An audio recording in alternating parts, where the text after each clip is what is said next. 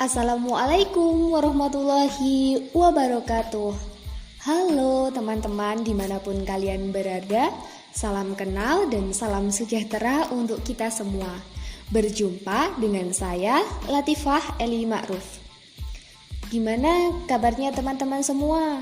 Semoga senantiasa dalam keadaan yang sehat dan bahagia selalu ya. Karena ini masih dalam keadaan pandemi COVID, maka jangan lupa untuk menerapkan protokol kesehatan, menjaga jarak, memakai masker, dan mencuci tangan.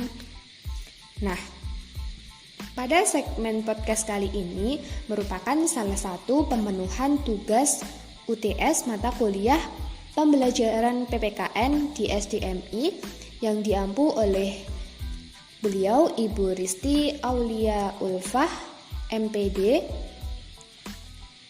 Nah, penasaran nggak sih sama apa yang akan saya bahas? Stay mendengarkan, karena ada banyak hal yang perlu kita ketahui.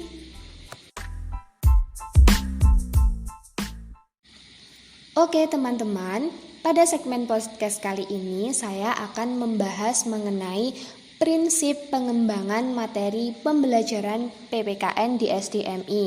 Untuk subbab materi yang pertama, kita akan membahas mengenai pendekatan pembelajaran. Ada apa aja sih di pendekatan pembelajaran itu? Nah, jenisnya ada dua, yaitu pendekatan pembelajaran student-centered, yaitu pendekatan pembelajaran yang berorientasi atau berpusat pada siswa. Nah, jika diterapkan pendekatan pembelajaran ini bisa mengarah pada metode inquiry, PBL, pembelajaran kontekstual itu. Kemudian yang kedua yaitu pendekatan pembelajaran teacher-centered. Nah, yaitu pendekatan pembelajaran yang berorientasi atau berpusat pada guru. Nah, jika diterapkan bisa menggunakan metode ceramah, direct instruction, dan pencapaian konsep. Kemudian, dalam pendekatan PPKN itu ada pendekatan evokasi, di mana pendekatan ini menekankan pada inisiatif siswa untuk mengekspresikan dirinya secara spontan yang didasarkan pada kebebasan dan kesempatan. Nah, misalnya itu lebih ke siswa muda lebih ekspresif dalam menyampaikan. Juga misalnya siswa itu lebih ke banyak bertanya. Kemudian yaitu ada pendekatan inclusion. Ini adalah pendekatan yang didasarkan pada sejumlah pertanyaan nilai yang telah disusun terlebih dahulu oleh guru, di mana biasanya ini guru itu menyajikan sebuah kuesioner di mana itu isinya berupa kasus atau penyajian gambar kasus. Kemudian ada pendekatan menggunakan penalaran moral.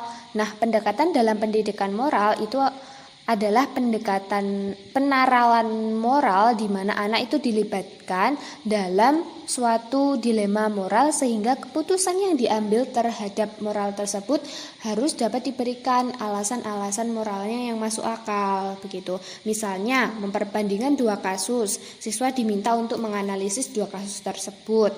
Kemudian yang ketiga adalah pendekatan analisis. Nah, melalui pendekatan ini siswa itu diajak untuk mengkaji dan menganalisis nilai yang ada di suatu media atau di stimulus yang memang disiapkan oleh guru dalam mengajarkan pendidikan nilai dan moral. Misalnya, seorang guru menyajikan kasus moral, nilai dan menyajikan sebuah kasus moral ataupun nilai yang siswa itu diminta untuk memberikan solusi.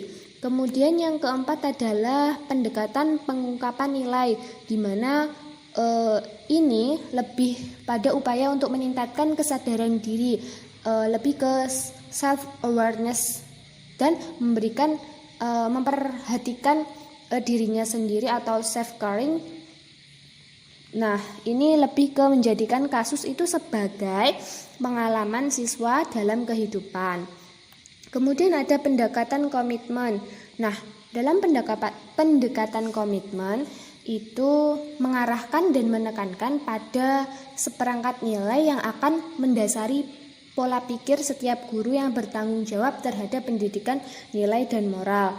Nah, ini biasanya bisa dibelajarkan kepada siswa itu tentang 5 nilai yang terkandung dalam nilai Pancasila. Nilainya apa aja? Yaitu nilai ketuhanan, misalnya penerapannya adalah berdoa sebelum belajar, kemudian nilai sila kedua dan nilai kemanusiaan, lebih ke ditekankan siswa itu untuk saling tolong menolong, lebih memperhatikan temannya, peduli dengan temannya. Kemudian ada nilai persatuan, di mana siswa itu dibangun untuk lebih ke kerukunan dan persatuan antar temannya gitu. Kemudian ada nilai kerakyatan dan nilai keadilan. Pendekatan yang selanjutnya yaitu pendekatan union approach, yaitu memadukan. Pendekatan ini itu menyatukan diri siswa dengan pengalaman dalam kehidupan secara realnya yang itu dirancang oleh guru dalam proses belajar mengajar. Misalnya dengan gini, guru menyampaikan teori di dalam kelas, kemudian siswa mempraktikkannya di dalam lingkungan. Dalam prinsip pembelajaran PPKN juga akan ada materi pembelajaran. Nah, materi pembelajaran ini adalah bahan yang diperlukan untuk menentukan pengetahuan, keterampilan, dan sikap yang harus dikuasai oleh peserta didik dalam rangka memenuhi SK yang diterapkan.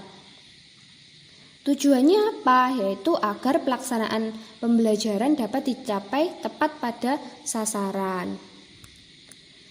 Nah, jenisnya ada apa aja? Yaitu dalam jenis-jenis materi pembelajaran itu ada jenis materi yang materi fakta, di mana materi ini yaitu segala sesuatu yang berwujud kenyataan dan kebenaran.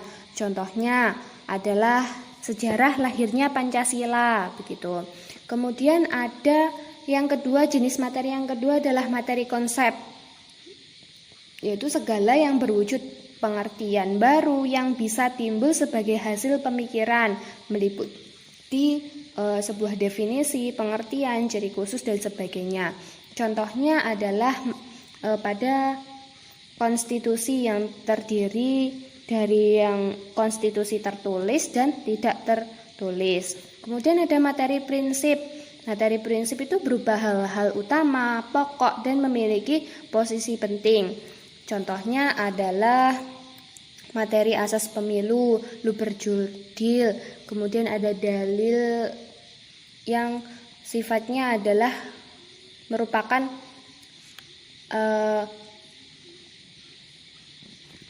juga bisa berupa dalil, rumus, adagium, postulat, paradigma, begitu, serta hubungan antar konsep yang menggambarkan implikasi sebab dan akibat. Kemudian ada juga jenis materi prosedural, di mana ini meliputi langkah-langkah secara sistematis atau berurutan dalam mengerjakan suatu aktivitas dan kronologi suatu sistem. Contohnya adalah langkah-langkah mengajukan diri menjadi warga negara Indonesia. Kemudian ada yaitu jenis materi sikap, di mana ini merupakan materi yang merupakan hasil belajar aspek afektif, misalnya yaitu nilai kejujuran, kasih sayang, tolong menolong, semangat dan minat belajar dan bekerja, dan lain sebagainya. Contohnya adalah nilai dan norma. Nah, selanjutnya yaitu subbab tentang prinsip-prinsip pengembangan materi pembelajaran, di mana ada prinsip relevansi, prinsip konsistensi, dan prinsip kecukupan. Dalam penentuan sumber belajar itu juga harus yang digunakan untuk mendapatkan materi tertentu. Jadi pilihan untuk penentuan sumber belajar itu harus tetap mengacu pada setiap SK dan KD. Nah, sumber belajarnya artinya adalah rujukan dari berbagai sumber belajar. Seseorang guru yang harus melakukan analisis dan mengumpulkan materi yang sesuai untuk dikembangkan dalam bahan ajar. Kemudian jenisnya sumber belajar itu apa aja? Bisa berupa buku, laporan hasil penelitian, jurnal, majalah ilmiah, kajian pakar bidang studi, dokumen kurikulum, penerbitan berkala, bisa juga dari internet, kemudian dari lingkungan juga bisa. Misalnya ini bisa diterapkan untuk materi yang bersifat fakta atau real. Jadi siswa diajak belajar dengan lingkungan dengan memadukan alam sekitar, sosial maupun ekonomi. Nah, apa aja urutan penyampaian materi pembelajaran? Dalam urutannya itu ada penyampaian simultan, di mana pada penyampaian simultan ini materi itu secara keseluruhan disajikan secara serentak kemudian diperdalam satu persatu. Yang selanjutnya urutannya adalah penyampaian suksesif. Nah, ini materi itu satu demi satu disajikan secara mendalam, baru kemudian secara berurutan menyajikan materi berikutnya secara mendalam pula. Nah, ada juga subbab materi tentang the hidden curriculum. The hidden curriculum ini adalah kurikulum yang tidak direncanakan. Jadi kurikulum yang secara luas itu mengandung arti sesuatu atau aktivitas pengalaman belajar yang direncanakan dan tidak direncanakan. Anak didik itu mempunyai aturan tersendiri sebagai reaksi terhadap kurikulum yang formal seperti tentang menyontek, membuat PR, sikap terhadap guru, dan lain-lain. Subbab materi yang selanjutnya yaitu penyampaian jenis-jenis materi pembelajaran. Dalam penyampaiannya itu ada penyampaian materi yang fakta, di mana langkah-langkahnya yaitu disajikan sebuah fakta, kemudian diberikan bantuan untuk materi yang harus dihafal, diberikan soal-soal mengingat kembali atau mereview, kemudian diberikan umpan balik, diberikan tes begitu. Kemudian penyampaian jenis materi yang selanjutnya yaitu berdasarkan konsep. Langkah-langkahnya ya di mana siswa itu disajikan sebuah konsep, kemudian diberi bantuan berupa inti isi, ciri-ciri pokok, contoh, juga dibisikan yang bukan contoh itu yang mana, diberikan soal-soal latihan dan tugas, juga bisa diberikan tes. Kemudian penyampaian jenis materi prinsip ini langkah-langkahnya diberikan prinsip, berikan bantuan berupa contoh penerapan dari prinsip tersebut, kemudian diberikan soal-soal latihan, juga bisa diberikan tes. Penyampaian jenis materi pembelajaran yang selanjutnya yaitu prosedural. Langkah-langkahnya ya menyajikan prosedur, memberi bantuan dengan jalan mendemonstrasikan bagaimana melaksanakan prosedur tersebut, kemudian memberikan latihan atau praktik. Selanjutnya yaitu penyampaian jenis materi pembelajaran sikap. Strategi mengajarkan aspek sikap itu dengan penciptaan kondisi, pemodelan atau contoh, demonstrasi, simulasi, dan penyampaian ajaran agama. Nah, dalam mempelajari materi pembelajaran, peserta didik itu dapat dikelompokkan menjadi bisa menghafal, menggunakan atau mengaplikasi, menemukan, dan memilih. Nah, misalnya jika kita menerapkan pada sebuah kompetensi dasar PPKN, kita bisa mengambil contoh pada subtema sebuah buku, yaitu salah satunya subtema 1 pembelajaran benda hidup dan tak hidup di sekitar kita. Ini materinya kelas anak SD, yaitu capaian yang harus dicapai dalam KD tersebut misalnya adalah KD 1.1 dan 2.1-nya adalah penerapan nilai. Kemudian KD 1 ada penerapan aspek pengetahuan. KD 4.1 ada penerapan aspek keterampilan. Nah, kita sebagai seorang calon guru itu harus belajar bagaimana merancang sebuah sumber belajar atau materi belajar yang dimana itu nanti digunakan dalam belajarkan KD tersebut. Nah, misalkan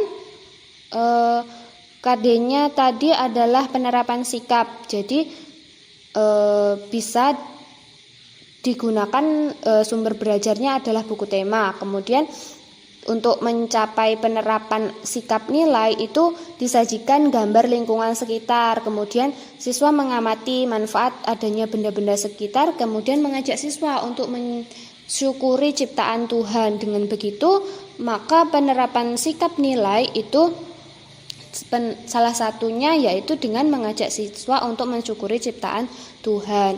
Kemudian ada KD 2.1 juga bisa disajikan gambar sholat berjamaah di rumah. Jadi di sini akan ada penerapan sikap nilai. Kemudian KD 3.1 misalnya ada penerapan aspek pengetahuan, di mana ini nanti bisa diarahkan siswa itu mengamati benda-benda kelas, salah satunya yaitu gambar burung Garuda. Kemudian guru akan mengenalkan kepada siswa ini itu adalah lambang Garuda Pancasila gitu. Kemudian siswa akan mendeklamasikan secara bergantian sehingga terbentuklah dan tercapailah suatu KD tersebut dengan guru itu merancang sebuah pembelajaran dan sumber belajar juga materi yang sesuai dengan capaian yang akan dibahas dalam subtema tersebut. Mungkin itu yang dapat saya sampaikan pada podcast kali ini. Semoga apa yang saya sampaikan dapat bermanfaat untuk teman-teman semua. Bila ada kekurangan dan kelebihan, maka saya mohon maaf yang sebesar-besarnya. Semoga kita dapat berjumpa lagi pada podcast dengan materi yang lain. Sekian, terima kasih. Wassalamualaikum warahmatullahi wabarakatuh.